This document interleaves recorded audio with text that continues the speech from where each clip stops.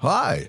With the release of Resolve 18.1, a number of new features were added to the application. We'll look at 3 of them in this brief tutorial. They are Sky Replacement, Voice Isolation, and Dialog Leveler. We'll start with Sky Replacement. I have this little drone clip here with a pretty boring blue sky. I need to make the clip look a bit better as it's facing the sun and it's on the verge of flaring the lens. This is also causing it to flicker just slightly. I'll add a dehaze effect to restore the contrast in the first node like this. The default setting should be fine. Now that looks a lot better. And I'll add another serial node and add a deflicker to that.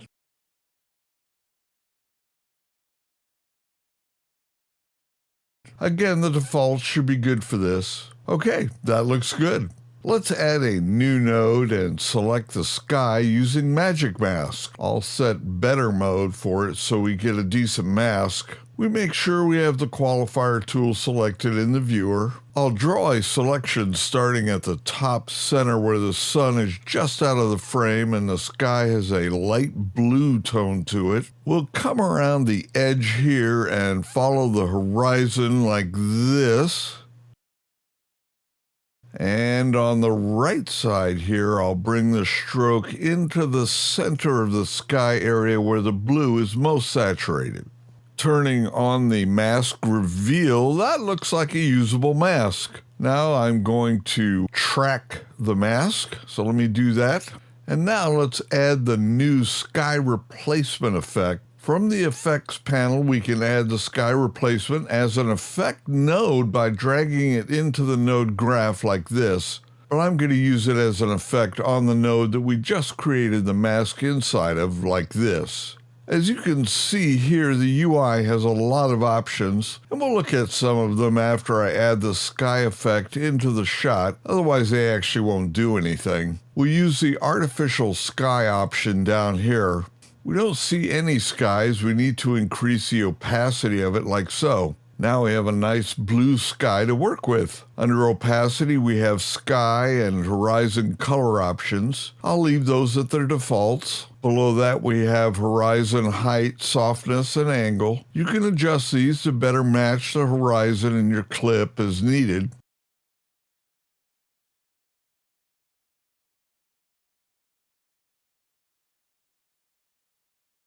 Double-clicking on the name of a setting in the inspector will reset that setting to its default, by the way, and that's true for almost any effect that you're dealing with. Below this, we have cloud opacity. We'll crank this up, and we get some clouds like so. You can set the cloud color here. Cloud scale, adjust the size. Cloud shape and tilt, do what you would expect. Cloud detail adds and removes detail, but also affects the sharpness of the clouds. Cloud fill controls the density of the cloud cover, while contrast adjusts the contrast and also affects the amount of detail in the clouds. Cloud time allows you to keyframe the clouds to impart movement to them that might be appropriate for a static shot where wind is present. If you're looking to create large cumulonimbus or towering cumulus clouds using this, I suspect you'll be out of luck. I think cirrus and maybe lenticular clouds are probably all you can do with it. Below this, we have a hotspot setting. This lets you create an artificial sun or moon and control its position, color, and size. I'll add one to this shot's top center where the sun was just out of frame by pushing up the opacity. I can use this on-screen circle to control the size, as well as this center star to move the effect to the spot I want. And that looks good right about there. I'll collapse the artificial sky UI here, and we can move on to the sky position UI. This section lets us track the sky to the movement of the foreground in the clip. The drop down here affords us a number of tracking options, but we'll use the default. Below this, we have size and position adjustments and a flip horizontal control at the bottom.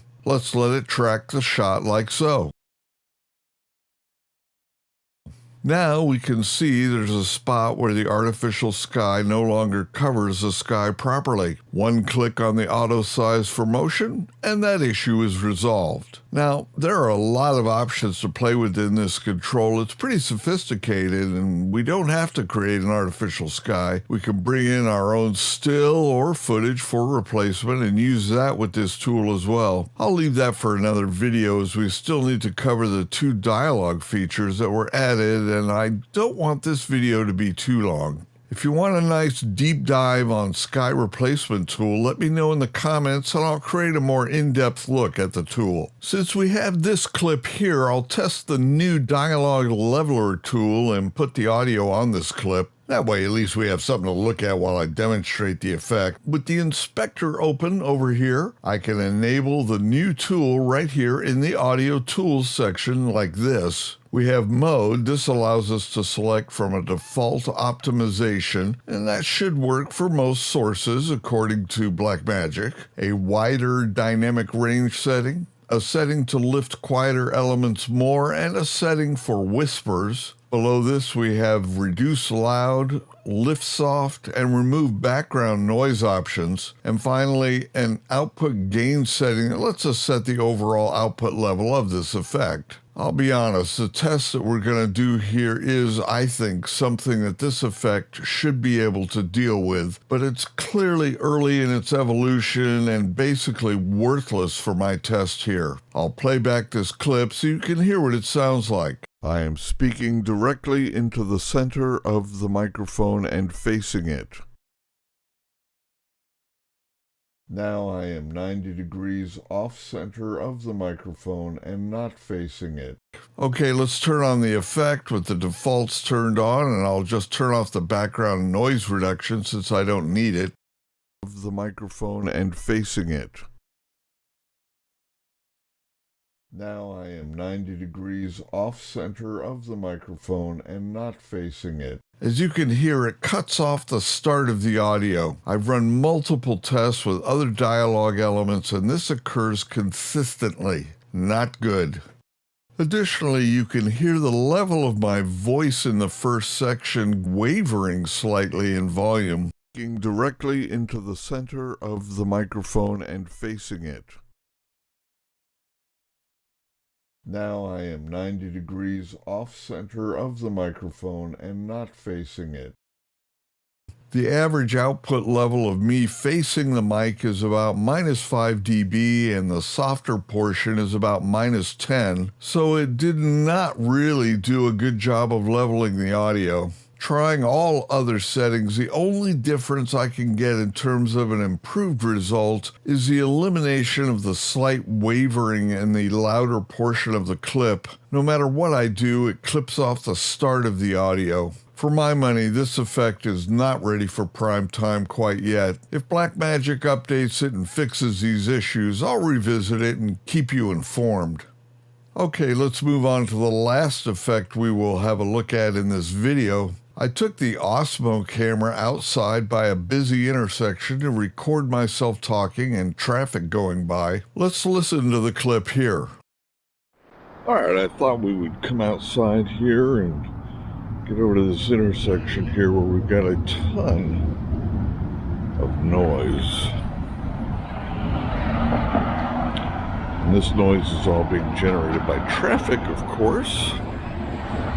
Hear all these cars going by, and I want to see if Resolve's audio will isolate this traffic.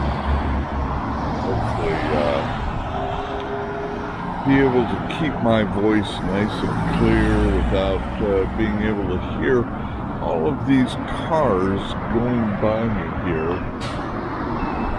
Going by pretty close.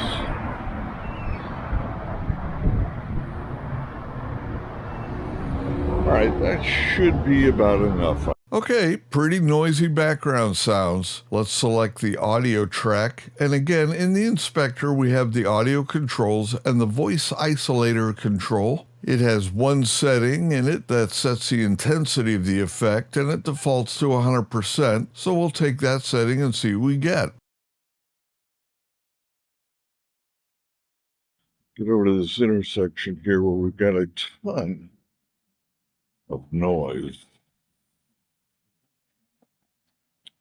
And this noise is all being generated by traffic, of course.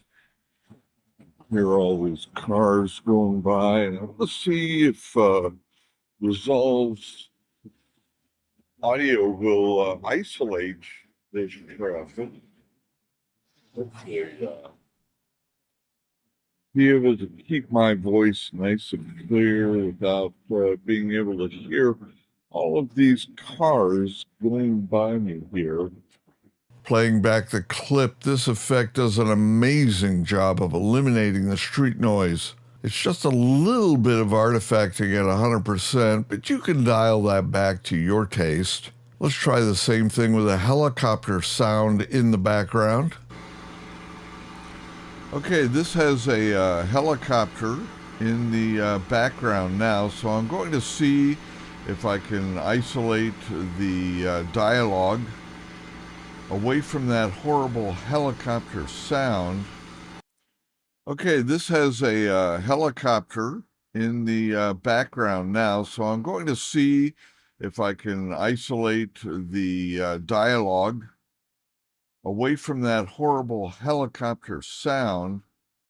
Again, it does an amazing job of eliminating the helicopter sound in the background. Very nice. Here I have a clip that I added reverb to. This effect is common for audio recordings done in large cavernous spaces and spaces with lots of hard surfaces. I'll play it without the isolation effect first. This audio sample has reverb applied to it, and we're going to see how well the dialogue isolator will get rid of reverb. So if you're in a room where there's a little bit of an echo, you might be able to get rid of that.